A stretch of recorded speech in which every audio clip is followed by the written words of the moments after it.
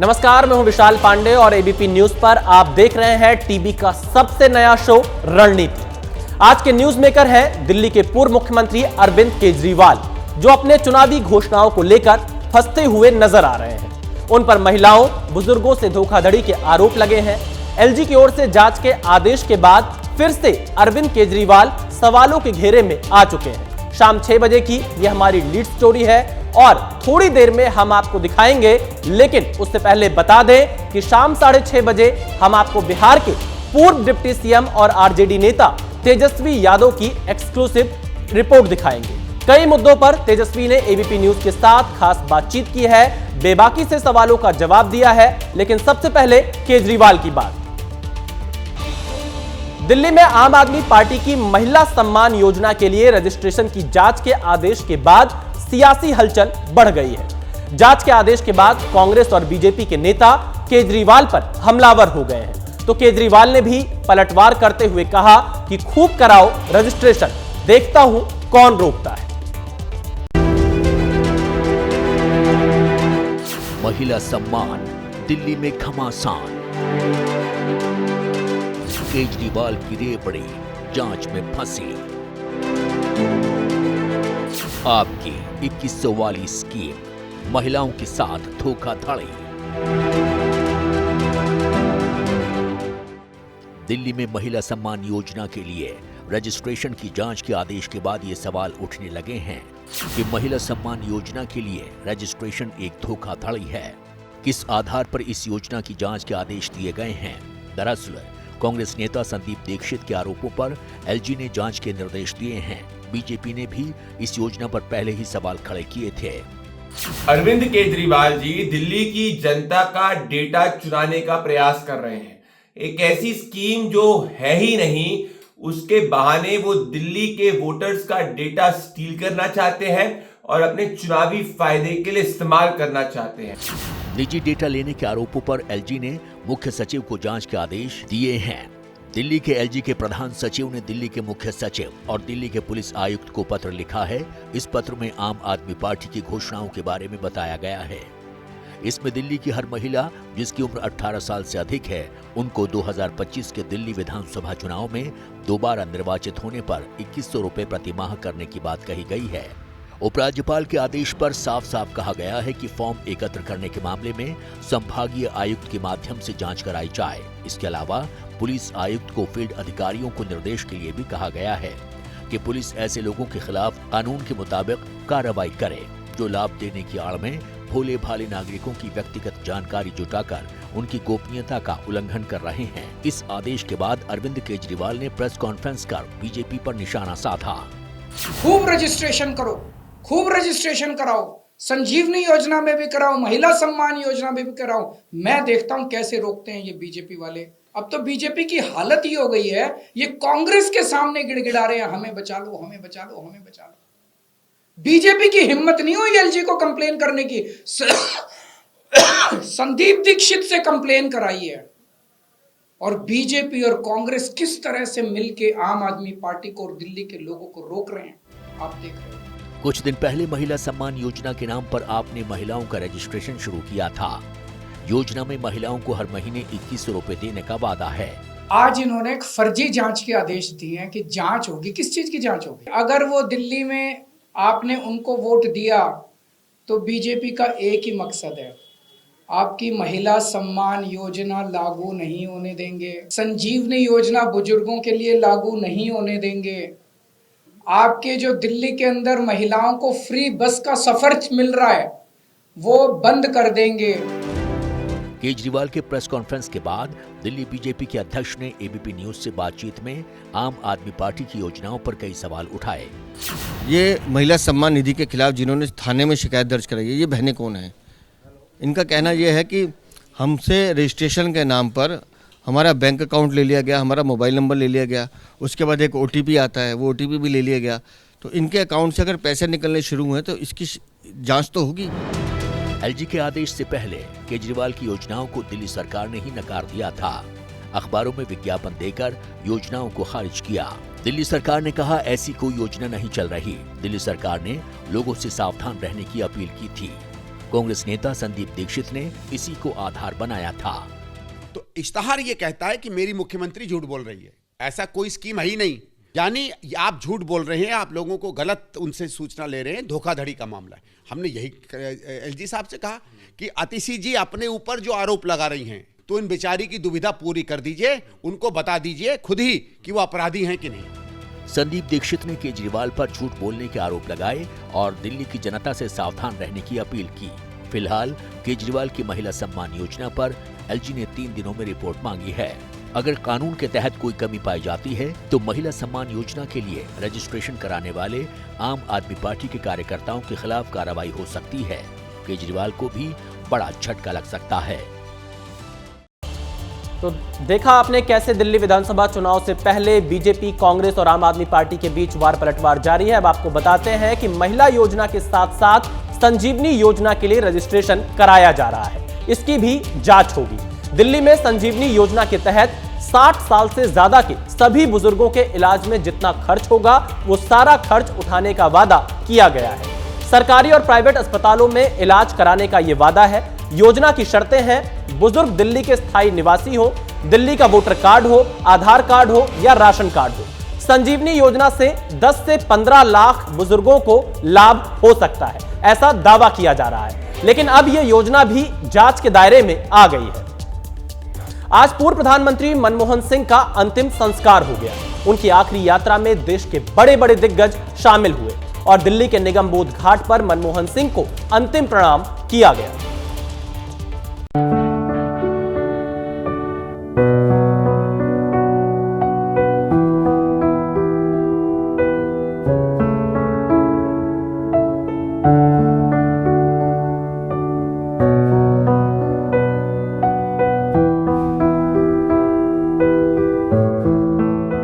पंचतत्व में विलीन हुए पूर्व प्रधानमंत्री मनमोहन सिंह।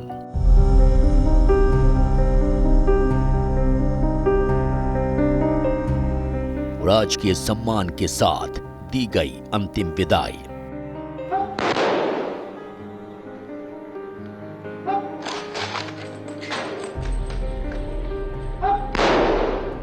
दो बार भारत के प्रधानमंत्री रहे मनमोहन सिंह की अंतिम यात्रा सुबह 8:50 पर शुरू हुई। सुबह के वक्त पार्थिव शरीर उनके आवास से कांग्रेस मुख्यालय के लिए निकला। सुबह 9:10 पर मनमोहन सिंह का पार्थिव शरीर कांग्रेस कार्यालय पहुंचा। उस वक्त कांग्रेस कार्यालय में अंतिम दर्शन के लिए कांग्रेस के दिग्गज नेता मौजूद थे। कांग्रेस नेता राहुल गांधी मनमोहन सिंह के परिवार को खुद कांग्रेस दफ्तर में लेकर आए। सुबह करीब 9:20 पर कांग्रेस अध्यक्ष मल्लिकार्जुन खड़गे ने मनमोहन सिंह को नमन किया। कांग्रेस संसदीय दल की अध्यक्ष सोनिया गांधी ने मनमोहन सिंह के पार्थिव शरीर पर कांग्रेस का झंडा डालकर उन्हें सम्मान दिया। लोकसभा नेता प्रतिपक्ष और कांग्रेस सांसद राहुल गांधी, प्रियंका गांधी वाड्रा ने एआईसीसी मुख्यालय पर श्रद्धांजलि दी। कांग्रेस सांसद केसी वेणुगोपाल, कर्नाटक के deputy CM DK Shivakumar, party नेता अशोक गहलोत और हिमाचल प्रदेश के मुख्यमंत्री सुखविंदर सिंह सुक्खू ने भी एआईसीसी मुख्यालय पर दिवंगत पूर्व पीएम डॉक्टर मनमोहन सिंह को श्रद्धांजलि दी। सुबह 9:35 पर डॉक्टर मनमोहन सिंह की पत्नी गुरशरण कौर और उनकी बेटी दमन सिंह ने कांग्रेस मुख्यालय में ही आखिरी दर्शन किए और उन्हें अंतिम श्रद्धांजलि दी। करीब सुबह 10 बजे कांग्रेस मुख्यालय से मनमोहन सिंह का पार्थिव शरीर निगम बोध घाट के लिए निकला। उनकी अंतिम यात्रा में मल्लिकार्जुन खड़गे, सोनिया गांधी, राहुल गांधी समेत तमाम नेता शामिल थे। राहुल गांधी पार्थिव शरीर को ले जाने वाले रथ में सवार थे। एक ओर मनमोहन सिंह की अंतिम यात्रा निगम बोध घाट की ओर बढ़ रही थी, तो वहीं दूसरी ओर निगम बोध घाट पर नेताओं के पहुंचने का सिलसिला भी जारी था। करीब सुबह 11:30 बजे केंद्रीय गृह मंत्री अमित शाह निगम बोध घाट पहुंचे। उसी वक्त करीब 1 घंटे की यात्रा के बाद मनमोहन सिंह का पार्थिव शरीर भी निगम बोध घाट पहुंचा और राजकीय सम्मान के साथ अंतिम दर्शन के लिए रखा गया। करीब सुबह 11:50 पर प्रधानमंत्री नरेंद्र मोदी पूर्व प्रधानमंत्री मनमोहन सिंह के अंतिम संस्कार में शामिल होने निगमबोध घाट पहुंचे। उपराष्ट्रपति जगदीप धनखड़, रक्षा मंत्री राजनाथ सिंह, दिल्ली के एलजी वीके सक्सेना समेत कई नेता भी अंतिम दर्शन के लिए पहुंचे। दोपहर 12 बजे निगमबोध घाट पर भी सोनिया गांधी ने मनमोहन सिंह को श्रद्धांजलि दी। कांग्रेस अध्यक्ष मल्लिकार्जुन खड़गे और सांसद राहुल गांधी ने भी निगमबोध घाट पर आखिरी बार श्रद्धांजलि दी। मनमोहन सिंह को आखिरी विदाई देने chief of defence staff general Anil Chauhan भी निगमबोध घाट पर पहुंचे थे। जिस वक्त बारी बारी से लोग मनमोहन सिंह को आखिरी विदाई दे रहे थे, प्रधानमंत्री नरेंद्र मोदी, अमित शाह, राजनाथ सिंह वहीं पर मौजूद थे। दोपहर 12:04 पर प्रधानमंत्री नरेंद्र मोदी ने निगमबोध घाट पर पूर्व प्रधानमंत्री डॉक्टर मनमोहन सिंह को अंतिम प्रणाम किया। रक्षा मंत्री राजनाथ सिंह, उपराष्ट्रपति जगदीप धनखड़, भूटान के किंग और लोकसभा स्पीकर ओम बिरला ने भी श्रद्धांजलि दी। दोपहर 12:08 पर डॉक्टर मनमोहन सिंह को श्रद्धांजलि देने राष्ट्रपति द्रौपदी मुर्मू भी पहुंची और उन्होंने भी निगमबोध घाट पर पूर्व प्रधानमंत्री को श्रद्धांजलि दी। दोपहर 12:20 पर अंतिम दर्शन और श्रद्धांजलि के बाद पूरे राजकीय सम्मान के साथ तिरंगे को पार्थिव शरीर से उतारा गया। थोड़ी देर बाद करीब दोपहर 1 बजे पूर्व प्रधानमंत्री डॉक्टर मनमोहन सिंह को निगमबोध घाट पर अंतिम सलामी के बाद मुखाग्नि दी गई। पूरे राजकीय सम्मान के साथ अंतिम संस्कार किया गया।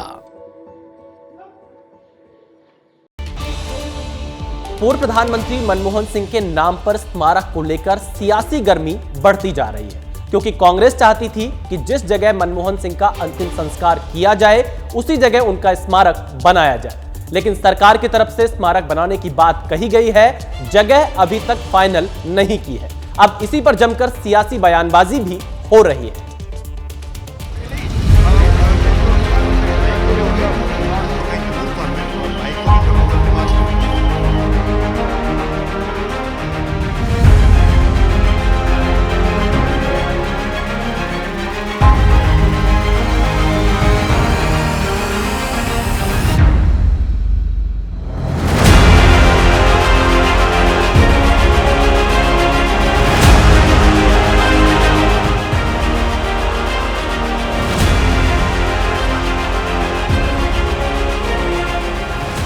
निगमबोध घाट पर राजकीय सम्मान के साथ पूर्व प्रधानमंत्री मनमोहन सिंह का अंतिम संस्कार किया। जल, थल, नभ तीनों सेनाओं ने सलामी देकर उन्हें अंतिम विदाई दी।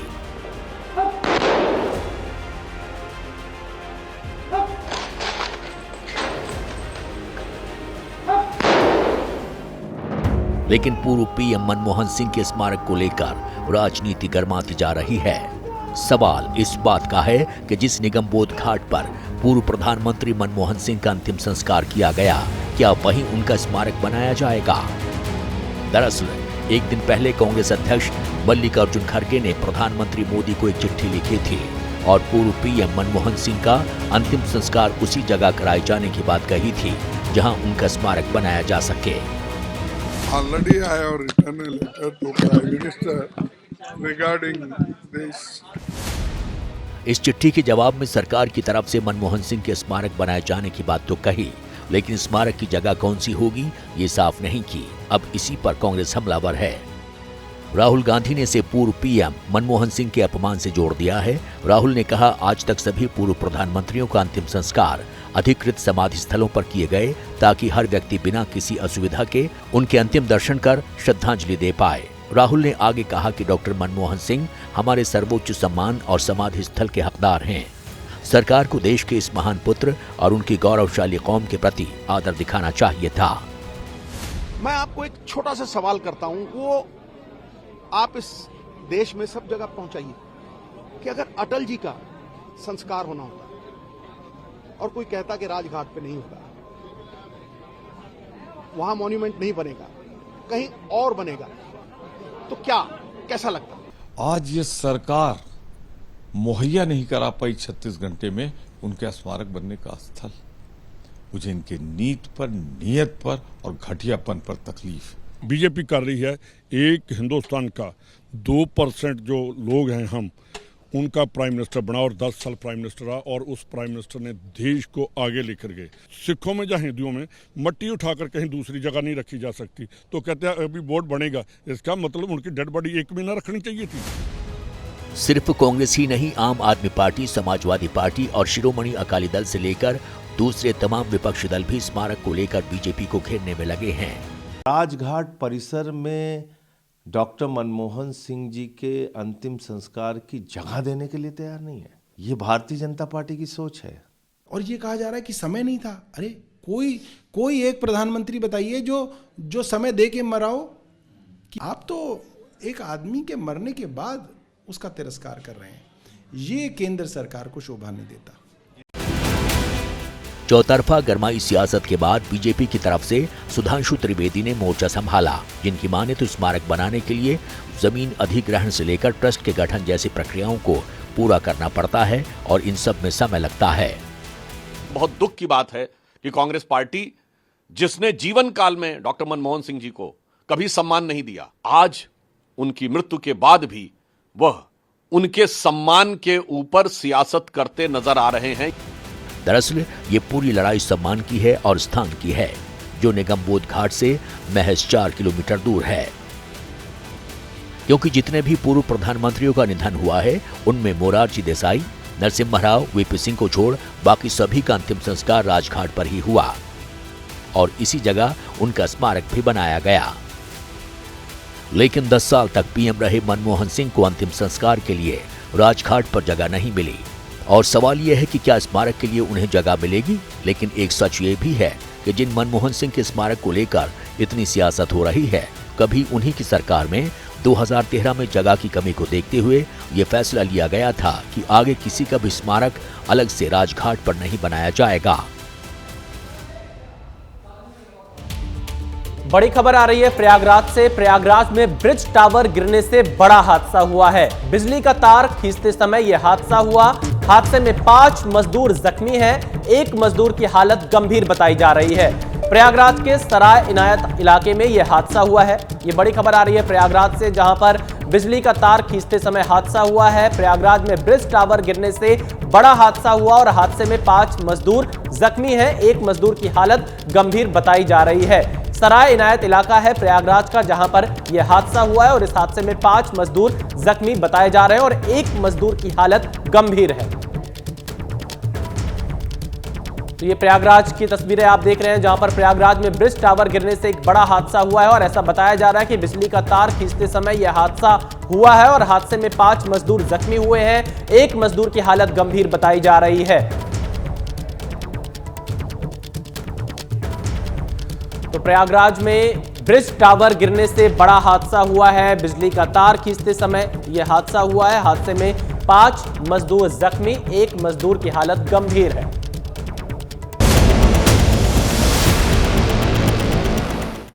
एबीपी न्यूज के साथ खास बातचीत करने के लिए इस वक्त तेजस्वी यादव मौजूद हैं और जब मैं आपसे बातचीत कर रही हूं, 2025 की दहलीज पर खड़े हैं और 2024 सत्ता से आप बाहर हो गए और अचानक ही बाहर हुए।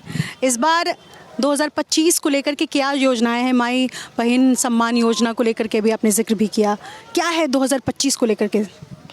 देखिए 2025 जो है, हम इतना कह सकते हैं कि बिहार से जो मौजूदा सरकार है, नीतीश कुमार जी, एनडीए की सरकार और बेरोजगारी जो है जाने वाली है। और 2025 लोग क्योंकि परेशान हो चुके हैं, अब एक बीज जो है अगर खेतों में आप रोपिएगा तो वो ज़मीन को भी बर्बाद कर देती है और फसल भी नहीं दे पाती है। तो अब 20 साल से बिहार में नीतीश कुमार जी हैं। अब बिहार की जनता चाहती है कि नए बीज की जो है शुरुआत हो, नया बीज डाला जाए ताकि अच्छे फसल के साथ आने वाले नस्लों का भी भविष्य बेहतर हो सके। शुरुआत में एक सवाल मैं आपसे लेना चाहूँगी। पूर्व पीएम दिवंगत मनमोहन सिंह को लेकर के श्रद्धांजलि में आप सभी गए हैं, क्या कहना चाहेंगे उनके लिए? जिस तरीके से देखिए, मनमोहन सिंह जी सबसे ईमानदार प्रधानमंत्री और एक विद्वान नेता रहे, बड़े इकोनॉमिस्ट रहे, और जो उन्होंने किया, जो देश की इकॉनमी को बूम उस दौर में किया जब सबसे ज़्यादा ज़रूरत देश को थी। आप देखिएगा दुनिया के लिए जो है उन्होंने देश का दरवाज़ा जो है खोला, और जिस हिसाब से प्रगति हुई उसके बाद वो फाउंडेशन जो है मनमोहन सिंह जी ने ही रखा, जो इकॉनमी की जो है, और उसके बाद जो है कितना तरक्की किया। और प्रधानमंत्री रहते हुए, क्योंकि हमारे पिता उनके मंत्रिमंडल में रेल मंत्री रहे और हमारे पिता को बहुत मानते थे, मेरे पिता भी उनको बहुत सम्मान हमेशा देने का काम किया। और उन्हीं के दौर में देखिए लालू जी ने रेलवे को भी 90,000 करोड़ का मुनाफा दिया, बिहार को 1,44,000 करोड़ का पैकेज दिया, बाहर जब कोसी की आई थी तो 1,000 का पैकेज दिया था, 1,000 करोड़ का पैकेज दिया था। और आप देखिएगा कई जो है रेलवे कारखाने, 2-3 जो रेलवे कारखाने बिहार को मिले उस दौर में। तो लालू जी और मनमोहन सिंह जी की जो जोड़ी रही, UPA 1 में कई मनरेगा जैसी योजनाओं की शुरुआत हुई, RTI मनमोहन सिंह जी ने लाने का काम किया, फूड सिक्योरिटी बिल जो है उन्होंने लाने का काम किया, कई एक योजनाएं जो देश के गरीबी को मिटा सके, जो देश को आगे बढ़ा सके। और ख़ास तौर पर मनमोहन जी के टाइम में सभी लोगों से संबंध, पूरे देश दुनिया में संबंध भारत का बहुत बढ़िया रहा। सवाल BPSC को लेकर है। 11 दिन बीत चुके हैं, BPSC 17वीं की को री एग्ज़ाम कराने के लिए छात्र प्रदर्शन कर रहे हैं, खुद आप गर्दनी बाग जाते हैं, सरकार से कोई संवाद स्थापित नहीं हो पाया है। BPSC कह रही है कि हम एग्ज़ाम नहीं कराएंगे दोबारा, क्या कहेंगे इस पर? BPSC देखिए, गलती BPSC की है, उनको मानना चाहिए। पेपर लीक हुई, आपने एक सेंटर का रद्द कर दिया। पहले नॉर्मलाइजेशन को लेकर के आप चुप्पी साधे हुए थे, जब लाठी डंडा चला दिया, लोग अस्पताल में भर्ती हो गए हमारे नौजवान अभ्यर्थी, तब आपको याद आया कि इसको क्लैरिफाई करना चाहिए, जस्टिफाई करना चाहिए। पहले क्यों नहीं बताया कि नॉर्मलाइजेशन नहीं है, ये अफवाह है? बताना चाहिए था, लेकिन नहीं बताया गया। अब एक तरह का नॉर्मलाइजेशन ही हो गया। अगर एक सेंटर का रद्द होता है, बाकी सेंटर का नहीं होता, तो ये तो छात्रों के साथ जो है अन्याय है। और आप बताओ, पेपर लीक हो जाना, किस पे कार्रवाई हो रही है, कौन दोषी है? अब मुख्यमंत्री सबसे बड़ी बात, वो है कहाँ?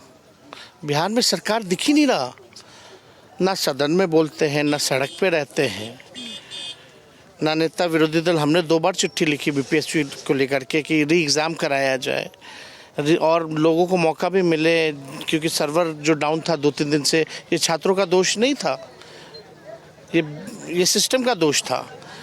लेकिन मुख्यमंत्री को चिट्ठी का जवाब नहीं, ना मीडिया से बात करते हैं, ना जहां संवाद के लिए जा रहे हैं ना वहां किसी से संवाद कर रहे हैं, बंद कमरे में कर क्या रहे हो? ये कैसा संवाद है? और उस संवाद के लिए बाहर निकले हैं 2 अरब 25 करोड़ 78 लाख रुपए खर्च कर रहे हैं। आप कह रहे हैं कि CM साहब जो है वो टायर्ड हो चुके हैं, और चिराग पासवान, मांझी जी, सम्राट चौधरी, विजय सिन्हा, ये लोग तो पहले कहते थे कि अब माननीय मुख्यमंत्री जी की मानसिक स्थिति ठीक नहीं है। अब क्या कह रहे हैं ये लोग? कहाँ है? कोई है कहाँ सुनने वाला? ये लग ही नहीं रहा कि जनता की सरकार, ये तो लग रहा है कि भ्रष्ट अधिकारियों की सरकार है।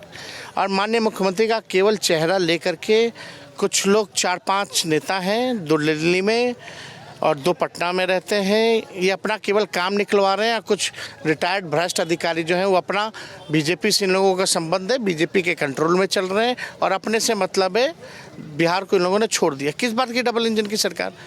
Where is prime minister? Bihar Bihar Bihar, इतना उनका आत्मीय संबंध हो जाता है बिहार से जब बिहार आते हैं। और जब आज लाठी खा रहा है, लोग परेशान है, बाढ़ था, सब कुछ हुआ बिहार में, डबल इंजन की सरकार है, तो वेयर इज ही नाउ? एक शब्द भी नहीं। कौन है वो 4 मंत्री? कौन? 2 दिल्ली में बैठे हैं, 2 यहाँ हैं। आप नाम नहीं लेते? 2 राज्य मंत्री, 2 केंद्र मंत्री। आप होशियार, आप सब समझती हैं, आप ही नाम ले लो। ठीक है, सवाल ये, आपने कहा कि CM संवाद नहीं कर रहे हैं, चर्चाएं इस बात की बहुत ज़्यादा है बिहार के सियासी गलियारों में। बात नहीं, he cannot make any decisions on his own। और आप बीइंग मैनिपुलेटेड या उनको समझ में नहीं आ रहा चीज़ें। सवाल ये है कि क्या संवाद इन दिनों तेजस्वी यादव चिराग पासवान से कर रहे हैं, क्योंकि बंद कमरे में मुलाकात हुई है, इस बात की चर्चाएं खूब है बिहार में और आप तक भी पहुंची होगी। अरे अब क्या क्या चर्चा होता रहता है, हम लोग तो दिन भर इसमें रह जाएं तो अपना काम ही ना कर पाए, दिन भर क्लैरिफाई करते रह जाए, जस्टिफाई करते रहे अपने आप को, ऐसी कोई बात ही नहीं, कोई मतलब ही नहीं है। तो आप बताइए, ये मौजूदा जो सरकार है इसमें तो सब लोग हैं, अब कहाँ है चिराग पासवान जी? नौजवान जो है लाठी खा रहा है, बिहार परेशान है।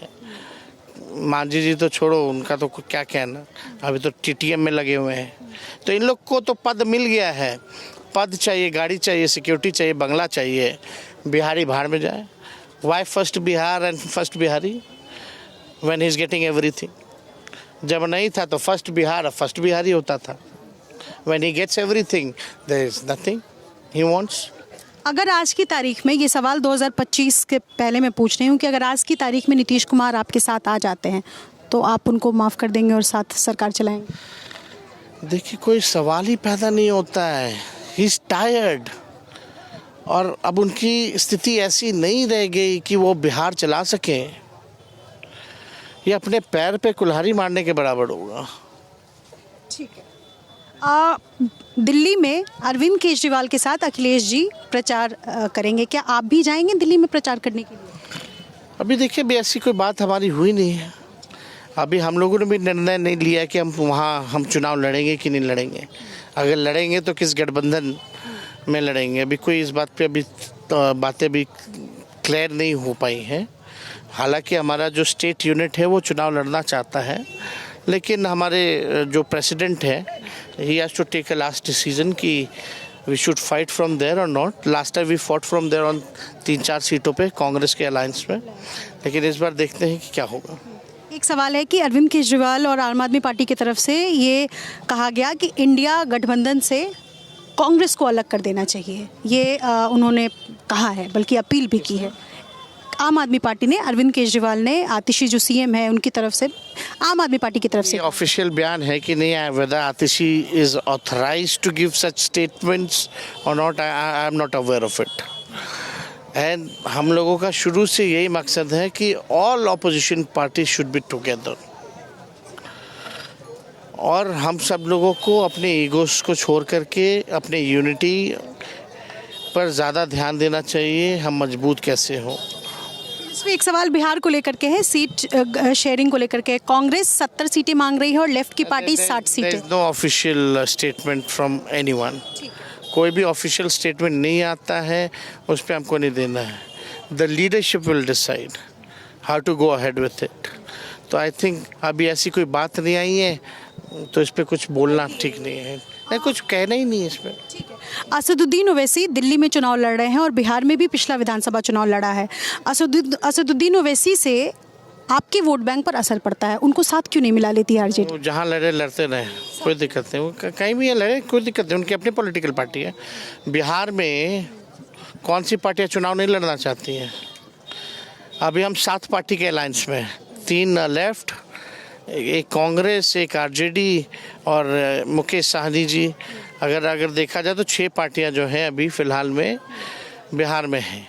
एनसीपी भी लड़ना चाहती है, एसपी भी लड़ना चाहती है, बीएसपी भी लड़ना चाहती है, टीएमसी भी लड़ना चाहती है, आपकी शिवसेना भी लड़ना चाहती है। तो हम बिहार में नहीं लड़ेंगे, अगर हम सबको दे देंगे तो हम कहाँ जाएंगे? कितने लोग को अकोमोडेट करोगे? हम नहीं ना जा रहे हैं हैदराबाद चुनाव लड़ने, हम तो नहीं गए महाराष्ट्र चुनाव लड़ने, ना तो हम यूपी जाते हैं चुनाव लड़ने, ना तो बंगाल चुनाव लड़ रहे हैं। हम तो बिहार और झारखंड में चुनाव लड़ रहे हैं ना। तो हम अगर यहाँ नहीं लड़ेंगे, सबको दे ही देंगे, तो हमारा क्या रह जाएगा? चिराग पासवान का आपने जिक्र किया, चिराग और आपकी जोड़ी, क्या 2 लड़के इस बार चुनाव में साथ आएंगे? साथ आएंगे आप कभी? अरे तो सो कॉल्ड हनुमान हैं, मोदी जी के हनुमान हैं भाई।